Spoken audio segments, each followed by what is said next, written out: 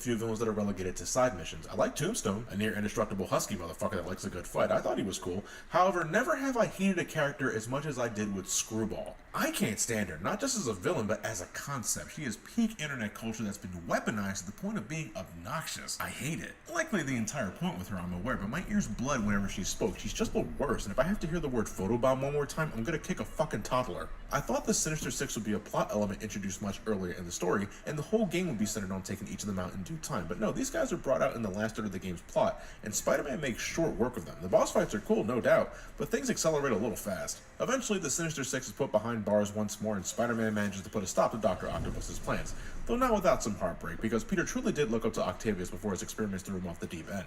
As far as the whole plot goes, yeah, it's nothing complicated at all, but there's a whole bunch of nuances here I'm just skimming over. There's a ton of great character moments between Peter and the supporting cast. His conversations with MJ, the captain of the police, Aunt May, Miles Morales, need I mention his interactions with all the villains? These do great in making the basic plot feel like something more. Again, you can see everything coming a mile away, but the witty writing makes it all perfectly fine. A good mixture of lighthearted fun and gritty seriousness. I enjoyed this story, that's all I can ask for. It's not the end though. If you purchase the DLC up to this point, there's also the City That Never Sleeps arc split between 3 chapters. Each campaign runs about 2.5 hours long if you're just playing the story mission, so if you ask me, they're worth the price tag. You know, they don't feel like your standard superfluous add-ons. No, they legitimately feel like a proper continuation of the main story with all the production values of the main content. We got the return of Black Cat, who, okay, I don't know much of my Spider-Man lore, but is she supposed to be Catwoman? Is there more to her than that? Because that's all I can think about. I like her design more, but she is almost one-to-one Catwoman. You can tell me Hammerhead was a Dick Tracy villain, and I totally buy it. I like the idea that the metal plate in his head makes him deadly in close quarters combat, but then by the 3rd DLC chapter, he's fully decked out in a robotic body, and I'm like,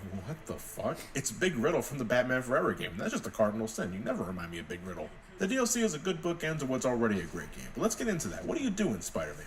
Well, as I said, Spider-Man is likely nothing you haven't experienced before. If it ain't broke, don't fix it, they always said, and Insomniac Games is hell-bent on not breaking anything, although I did want to start with a complaint.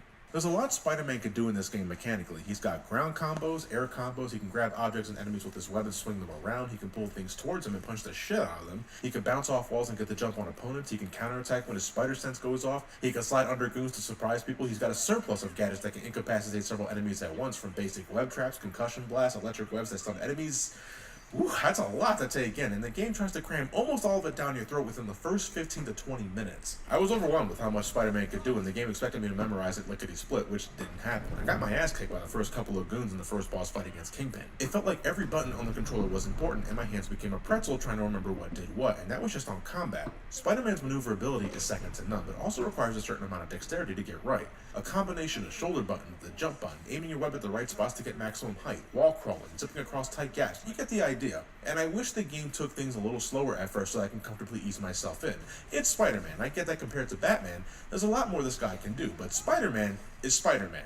I'm just John, and for the first hour, I felt like Miles Morales getting a hang of his new spider powers. But you know, maybe that was the point? Maybe it was intentional to bombard you with all your tech from the get-go so that when you do eventually get the hang of it, it's more rewarding. Hey, it certainly is when you finally get it down. One of the best things about this game from beginning to end is just web-slinging across the city. Yeah, I'm not kidding. It was euphoric traveling across New York. Even when the next destination was several city blocks away, I didn't care because that meant I could spend more time trying to see how fast I could pick up the speed, how far I could drop before saving myself with a last-minute web swing, although this game doesn't have fall damage whatsoever, so you can free fall off the Adventure Tower, be no worse for wear when you land. Climbing up skyscrapers, taking pictures of landmarks in the middle of a swing, diving headfirst into a crime.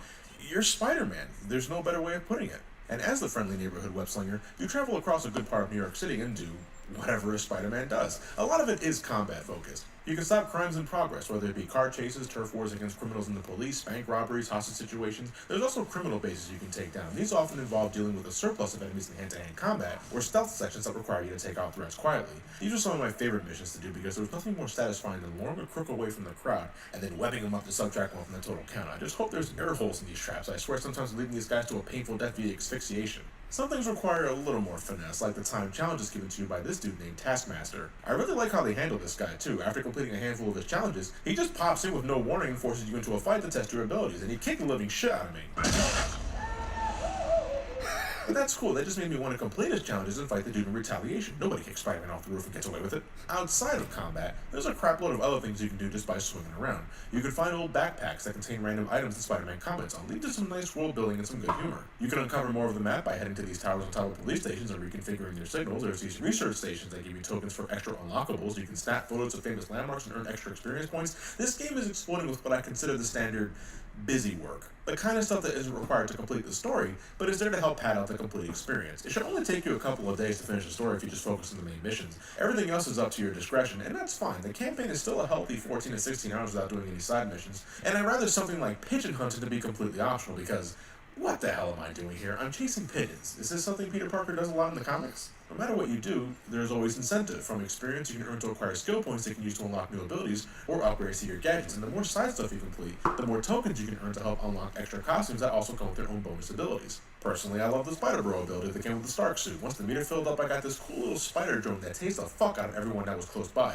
Really handy against those chunky fellows that can take extra punishment, although once you upgrade your abilities enough, there's like 50 ways to deal with enemies in Spider-Man, and that kind of versatility goes a long way. In fact, for as much as I hated Screwball, her missions where you're limited to using certain combinations of gadgets really highlighted the kind of unique and satisfying ways you can take care of mobs en masse. So you don't just have to, air combo everything until the cows come home. Still, got a couple of things that didn't mesh well with me, though. There's several instances between cutscenes where you're just waiting for the next mission objective to appear, often signified by a phone call with whoever's relevant at the time. This isn't too bothersome since I do enjoy web slinging so much, but it did feel odd waiting for things to progress. I love how J. Jonah Jameson is now a podcaster that constantly shits on Spider-Man and whatever's happening at the moment, and I love listening to him ramble, but these segments are given to us in real time, and if I don't want to interrupt these with the story cutscene, because I'm on my way to the next objective, I have to slow things down until the session stops. This can also apply to those small dialogue exchanges between Spider-Man and company that might happen after getting the next objective. It's usually flavor text, but they can also be fun character exchanges. I can't listen to them all, though, without slowing down. I think they slightly underestimated just how fast you can get to your next destination,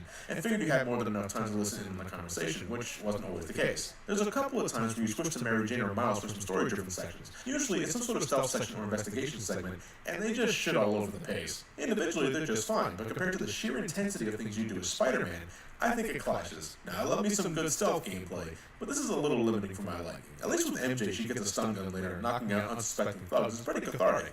Miles doesn't really get something like that. He just hacks things from a distance to cause distractions. It doesn't have the same impact. But it's not as if Spider-Man doesn't have his oddball moments as well. Sometimes the game likes to emphasize Peter Parker instead of Spider-Man, and that's cool. I appreciate the dichotomy. When he's not kicking ass, he's a good-natured scientist with a genius level intellect, I get it. But most of Peter Parker's gameplay consists of him doing these wiring puzzles and line matching minigames. You get experience points and tokens for completing these, so at the end of it, it's Spider-Man that reaps the rewards.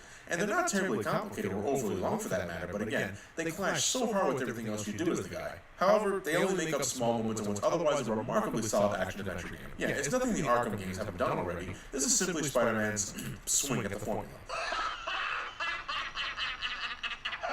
But you know what? Sure. Who cares? It's nothing new, but it does what it does well. Only instead of the Cape Crusader, you're the friendly neighborhood Spider-Man who can high-five the locals. The story is run-of-the-mill, yet it's easy to get into. The main campaign is filled with a ton of things to do with a good dose of variety to keep things from getting monotonous. And I don't mean the MJ and Miles stuff I mentioned earlier. I'm talking strictly the Spider-Man stuff. It's a lot of different things you do with him and him alone, and that's great. The humongous amount of costumes and gadgets to unlock give all the side stuff added purpose besides giving you a higher completion rating. And the game is just bursting at the seams with personality and humor. I still don't think I'll pick up a Spider-Man comic after playing this, but I love Spider-Man in this regardless. It's great to say that the best thing about Spider-Man is Spider-Man. Insomnia Games did good, so you should consider picking it up. It is a PS4 exclusive, just a heads up, so hopefully you got one if you want to take a shot. Now then, I think it's finally time to begin another marathon. It's been a while since I gave this series a revisit. I want to say 6, 7 years, right around there. But the adventure continues next time. Thank you all for watching. Have yourselves a fantastic night, and take care. Hey, before I end this video, I want to thank you folks for helping me recently break 350,000 subs. It's a year-end goal for me to break 400,000, and you guys are...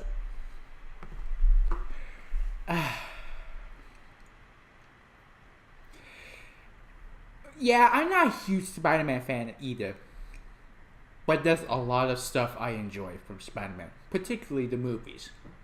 Most of them. And yeah, I did enjoy 3 and Amazing Spider-Man 2. I have guilty pleasures, but yeah, I can see what's wrong with it.